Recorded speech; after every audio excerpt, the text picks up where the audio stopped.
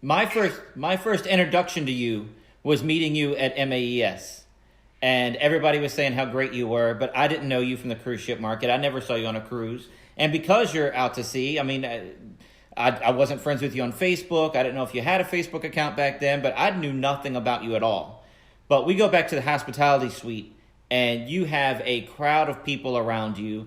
I don't know what nationality background you are. I'm Italian, so I talk with my hands. You were flailing like you were talking with an orchestra. Your hands were moving back and forth, and everybody was laughing, and you had a complete circle around you.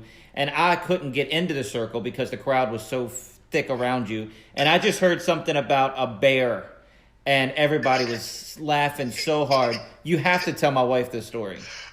Okay, so for whatever reason, we and I think it's changed over the years. But when you get into the summer season and cruising, and you do the Alaska runs, your demographic and your audience and crowd for Alaska always was a little different, a little more outdoorsy, a little more adventurous because of what you know what it is. So it's my show night. And I'm doing my Bill and Lemon, and I even though, by the way, ships are cashless, you don't carry money, you just sign everything. I've never given up the Bill and Lemon. I still hit him with $100 bill request, and 95% of the time I still get $100 bill. It's amazing, but I do. So this guy, but you know, I it's not like 10 people are offering me, you know. So when one person offers it, I got to go with it. Okay. Yeah. So I'm asking for the $100 bill, and this guy, he's pretty close to the front row, and you can't see the lights are on you. You know the type of lighting, you can't see your audience at all until this guy comes up on stage. And as he's coming up the steps onto stage, and I can actually see him, he's in a red flannel shirt and jeans, and has a baseball cap on, and he looks like he's been in a really bad bar fight. I mean, he looks like he was on the bad end of a pool cue or something. I mean, he looks a little rough. And rough enough that I even made some kind of probably slightly inappropriate ad lib, even like a I'm not quite sure because it was like whatever. So anyways, get him up on stage. Now, in my Bill and Lemon routine, for a certain reason, years ago, I developed a part where the person I put a mask on the guy, a very funny facial mask on the person, and it was done for a technical issue of something I needed to do, and over the years that I didn't need that anymore, but the laugh was so good with the mask, and it was worked within the material and the routine, the mask stayed in. So I'm at the point where I'm ready to put the mask on the guy, and I say in the routine we have it, and the mask looks like a yellow helmet, like a football helmet. You don't get to see the whole mask at first. So I say we have there's a rule on stage. If there's fire on stage and you're non-union, kind of like that lifeboat drill, you have to wear a safety helmet. I have one here for you. If you be so kind, remove your cap, and I'll put this on for you. Well, this guy reaches up to take his cap off. And as he goes to take his cap off, I see something hit the stage. Something falls down next to him, falls down. Initially, I want to say what I thought was about the size of a deck of cards or a credit card, or about that size. Something falls, lands, and bounces on the stage on the guy's right side.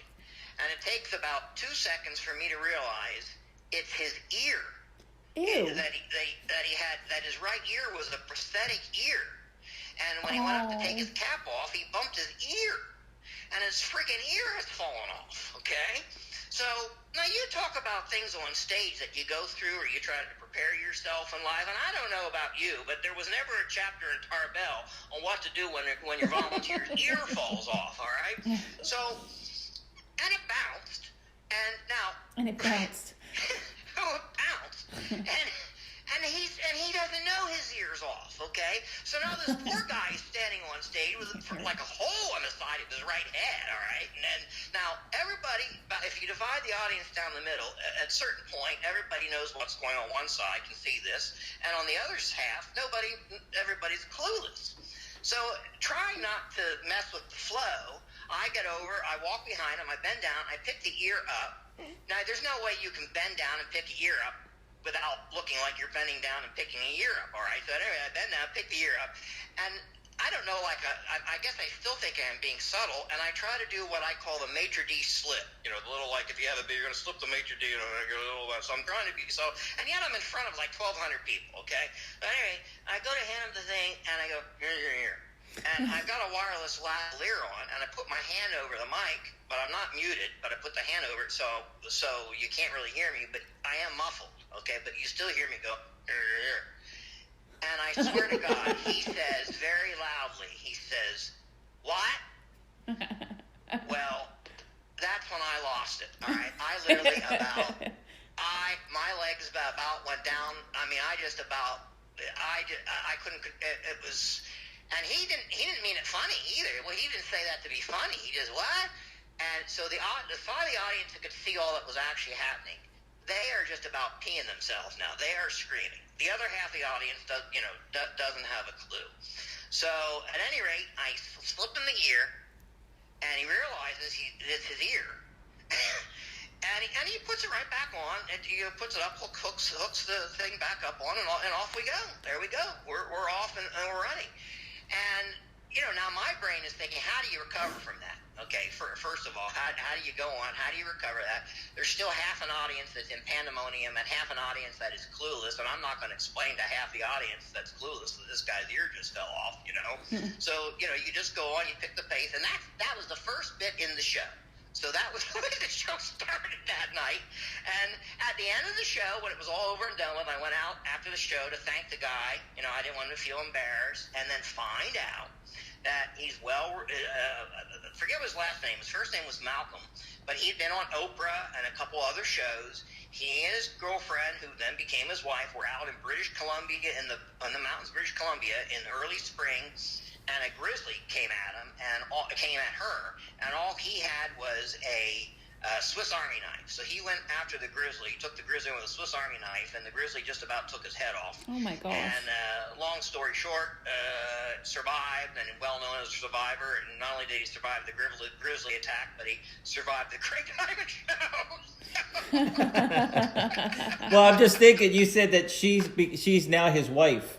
She has to be, and she ought to serve him hand and foot. She took on a grizzly for her. I mean, come on. Yeah, you could, yeah. Golly. It's good. Yeah, I didn't ask him. Did she say yes when he proposed? Wow. I didn't ask him that.